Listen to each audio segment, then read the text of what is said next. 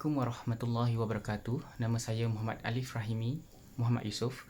Pada kali ini saya akan mengulas satu video pengajaran mikro yang telah saya cari dan pilih dari laman YouTube. Anda boleh guna kata kunci video pengajaran mikro Nabil Wasim untuk cari video tersebut. Video ini merupakan satu video pengajaran mikro yang berdurasi selama 36 minit dan 39 saat. Masa agak panjang sedikit. Video ini disampaikan oleh guru pelatih yang bernama Nabil Wasim. Pengajaran mikro ni adalah suatu teknik pengajaran dalam masa antara 5 hingga 15 minit untuk mengajar sesuatu kemahiran pelajaran bagi sekumpulan guru pelatih. Biasanya terdiri daripada 5 hingga 10 orang sahaja.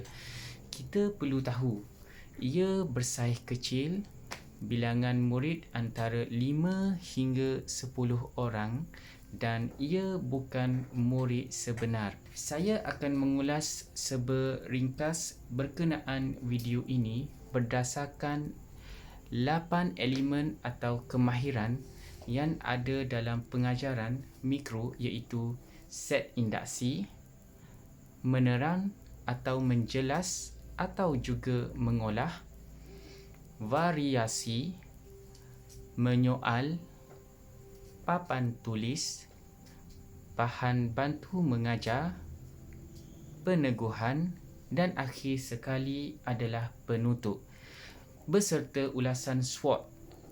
SWOT, analisis berdasarkan pandangan daripada saya sendiri. Yang pertama adalah set induksi. Untuk permulaan set induksi, guru pelatih tersebut menggunakan kaedah didik hibur ataupun nyanyian dan juga tayangan video.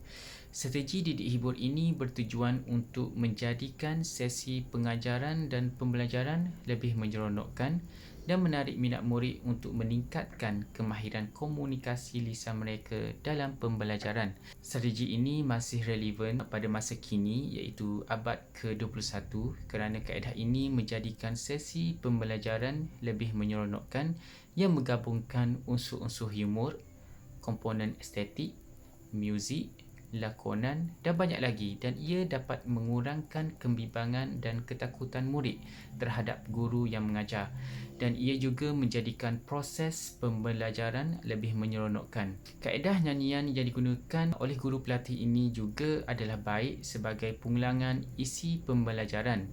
Nyanyian membolehkan pengulangan maklumat dengan cara yang menarik. Melalui pengulangan, pelajar mempunyai lebih banyak peluang untuk mengukuhkan pembelajaran mereka yang membawa kepada pengekalan yang lebih baik dan ingat dari masa ke semasa. Set induksi yang digunakan oleh guru ini juga mampu merangsang murid untuk sesi pembelajaran seterusnya.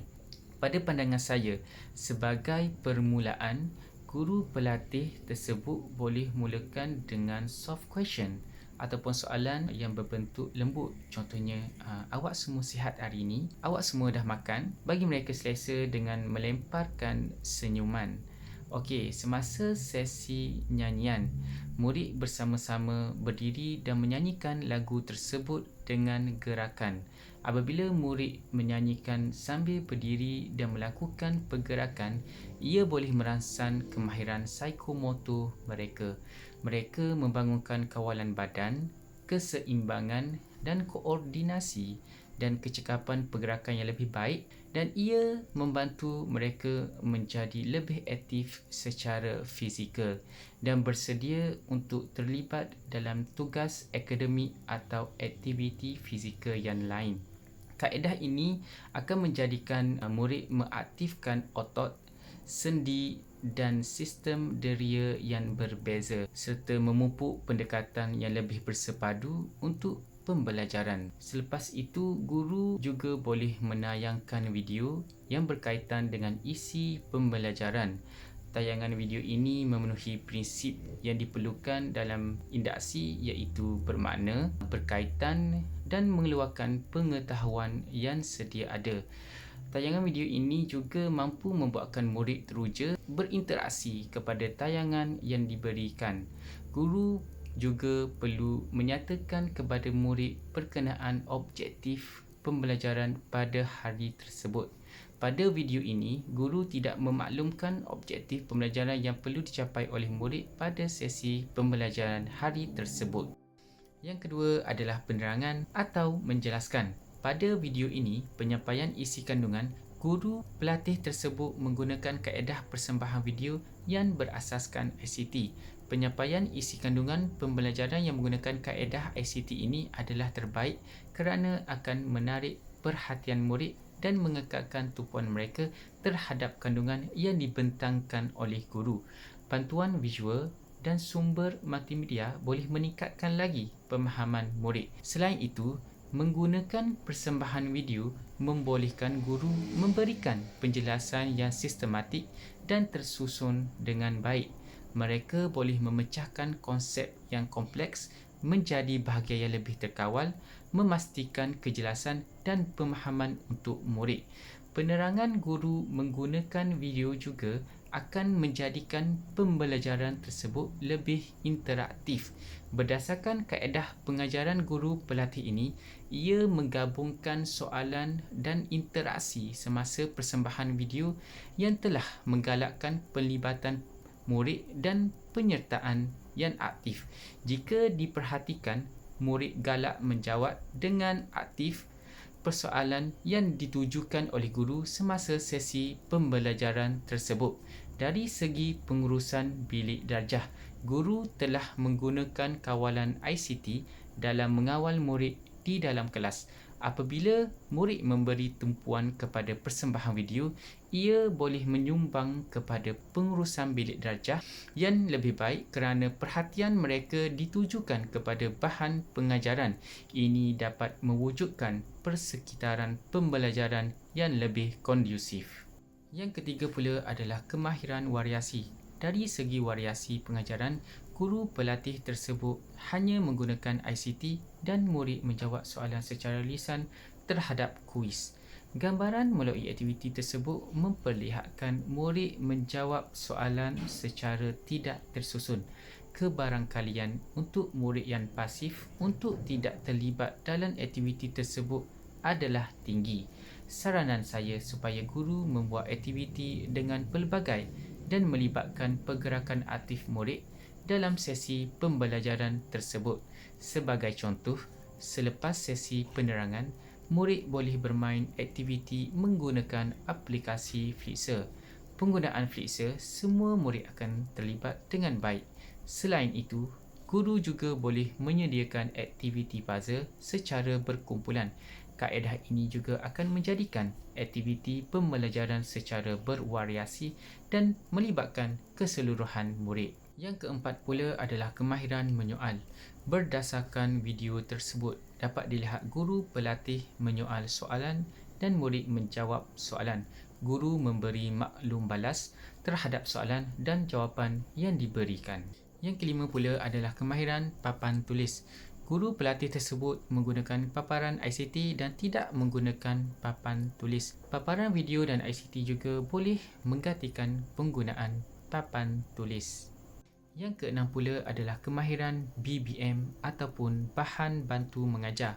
Guru pelatih tersebut menggunakan alat bantu mengajar daripada teknologi maklumat menggunakan ICT atau persembahan interaktif. Namun begitu, guru juga boleh menggunakan lagi pelbagai alatan ICT dan menggabungkan dengan penggunaan barangan maujud ataupun yang sedia ada. Yang ketujuh pula adalah kemahiran peneguhan. Aktiviti peneguhan ialah aktiviti yang memberikan peneguhan terhadap pembelajaran yang disampaikan. Guru pelatih tersebut menggunakan kuis dan latihan secara interaktif. Namun pada aktiviti ini tidak menyeluruh kepada semua murid. Boleh berlaku murid tidak mengambil bahagian dan guru tidak boleh melihat pencapaian keseluruhan murid. Aktiviti peneguhan sewajarnya boleh menilai tahap pemahaman keseluruhan murid. Pada pandangan saya, guru boleh menukar kepada aktiviti peneguhan yang boleh menguji keseluruhan murid seperti aktiviti lembaran kerja, aktiviti kuis secara individu atau secara kumpulan kecil. Yang ke-8 ataupun yang terakhir adalah kemahiran penutup. Aktiviti rumusan dan penutup dijalankan dengan guru dan guru merumuskan isi pembelajaran dan guru juga bertanya kembali kepada murid isi pembelajaran. Murid menjawab secara rawak. Cadangan saya, pada sesi akhir, guru boleh menyatakan semula tentang pencapaian aktiviti pembelajaran dan kaitkan dengan objektif pembelajaran pada hari tersebut. Murid juga boleh diminta untuk merumuskan aktiviti pembelajaran secara kognitif dan sosial. Yang terakhir sekali, sedikit ulasan SWOT analisis daripada pandangan saya, iaitu berdasarkan kekuatan yang ada, kelemahan yang perlu diperbaiki, peluang dan ancaman semasa pengajaran dan pembelajaran. Untuk kekuatan, yang pertama, guru pelatih mahir membangunkan video interaktif.